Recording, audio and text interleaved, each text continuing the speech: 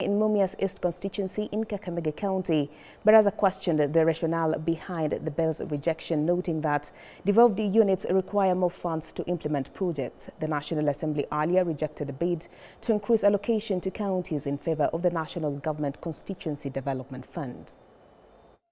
Na tuko hapa na sisi tunashukuru sana kuja hapa, na kwa sababu ya muda Nelson Majimbo, tuko na Chief Officer kamati ya National Assembly, bado wanasema ya kwamba counties zipate only 391 billion Kenya shillings, ambao ni pesa haitawezesha counties zetu kufanya shughuli kama hizi za ukulima, kununulia wananchi na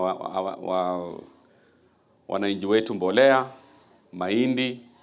Najua leo tumekuja kwa shughuli ya agriculture hapa, wakulima wetu wanataka mbolea, madaktari wanataka pesa kulipwa, tuko na medical equipment services, tunahitaji pesa.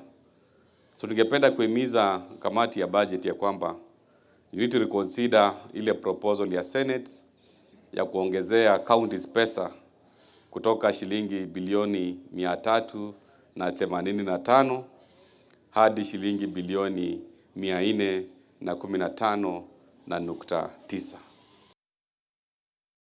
And the government is being urged to create more policies and legislations to ensure equal opportunities for persons living with disabilities. During a conference attended by over 300 local and international delegates, it was highlighted that there is insufficient inclusion of persons with disabilities in society. Delegates pointed to the lack of resources and government funding as major challenges. Additionally, stakeholders emphasized the need for more assistive technology to support the community, especially in an age where technology offers new opportunities. We are still pushing for more. There's still more need, like digital inclusion is one major one, but the challenge we face mainly is implementation.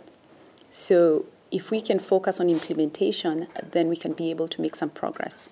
And I think something that we have to think about, and for all of you as journalists, is what's the right way to surface these stories? And how can you do them without centering pity as the tone? How can you do this with a way of really uplifting empowerment and the amazing things that people with disabilities are doing? We've been growing out of that gradually, but there are those who have refused to move. And those are the ones we want to sound out and tell, hear us, this is what we are. When you get to know what disability really is and what it means for those with disabilities, you'll come to agree with me that disability never counts. It's a mental attitude that doesn't count. What counts in life is what mechanisms you put in place to alleviate the barriers that are built. With the ongoing rainfall, the Laikipia County government has adopted a slam dam technology to control the devastating effects of floods in Rumuruti. Slam dam technology uses synthetic tubes filled with water to block and redirect flood waters, which can then be harnessed for irrigation during dry seasons. Governor Joshua Irungu highlighted the technology's dual benefit of flood prevention and water storage, noting the county's readiness to embrace these innovative solutions. Residents have been trained on its deployment and are praising the project's potential. Slam dam ni technology imetengenezwa kutoka Netherlands na imetumika katika nchi mingi. Mwaka uliopita waliweza kuitumia katika Burundi na pia wametumia Uganda. Kenya ni mara ya kwanza inatumika hapa. Na hii teknolojia unatumia maji kuzuia maji. Na ile maji tunaweka hapa ndani. Wakati mvua inakatika, unatumia hiyo maji kama ni kulima, na kama ulikuwa umeweka maji safi, hiyo maji unaweza tumia pia kwa nyumbani. Many are the times that we find, even currently, you find that we have loss of lives and assets and properties during the time of the floods. And therefore, this slam dam technology is able to prevent the floods and even the impact, the negative impact from the floods, and more so that even after the floods, we'll have stored water which can be used after the floods are over. Because many other times that we get floods, which brings a lot of negative impact. But again, we don't take advantage of the floods. We let the water go to the ocean and to the seas, but with leaving the country without water. Moving on, Kenya experiences cases of human rights abuse on a daily basis. Out of 10 cases, only 2 get attention from human rights organizations and other government agencies. Those findings were made by Precision Analytics Africa, which also revealed that among all the human rights organizations, Bunge la Wananchi social movement emerged as the most active vocal group in advocating on issues relating to human rights, governance, social justice, and community empowerment. The survey also ranked Haki Africa and FIDE Kenya as part of the list of rights groups that are prominent on matters social justice. The survey also sought to assess the public's perception on CSOs and NGOs involved in protection of human rights and the general feeling of minority groups, including women, on the impact of these organizations on protecting their rights. Additionally, the survey assessed the challenges faced by civil society organizations and NGOs operating in the country's human rights landscape.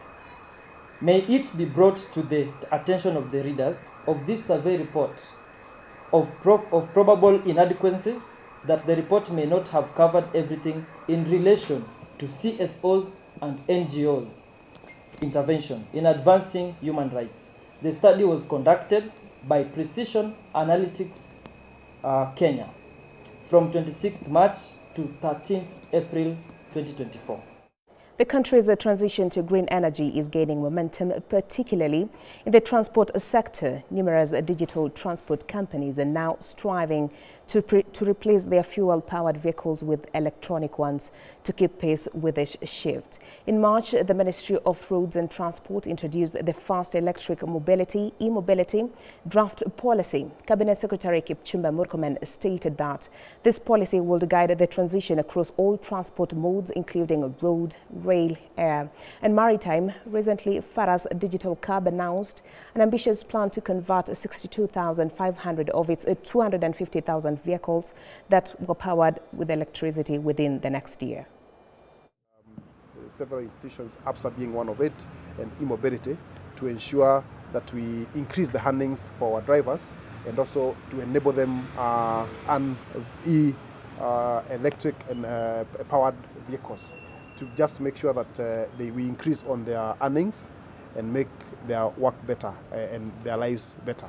Yeah, we help our drivers acquire these vehicles. It's also part of the whole process to make sure that we able to convert as many vehicles as possible. And we have a commitment, or we are targeting at least 25% of our vehicles. We will work on the modalities, we will look at what can be done in the short run, what can be done in the long run, and I'm sure at the end of it all, it will benefit the whole economy.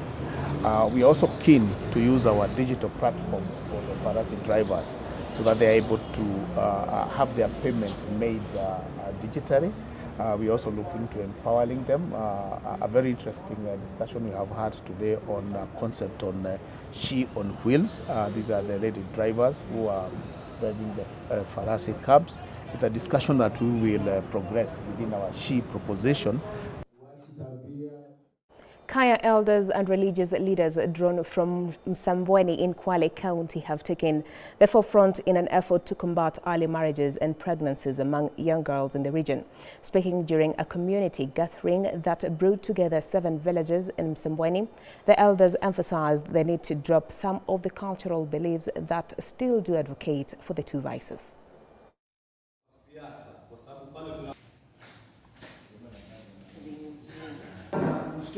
Katika ngazi ya uongozi na uko na familia pale nyumbani. Kwa hiyo hao vijana walikuwa hawaingii kwa sababu tuko na mama ambaye anaongoza jimbo letu la Kwale. Si ni mwanamke? Anaweza. Hivi sasa Kenya hii tuna kiongozi wa mambo na afya ambaye ni mama pale anaitwaje? Nakumicha. Anaweza hawezi? Kwa hiyo mwanamke au msichana akiwezeshwa anaweza.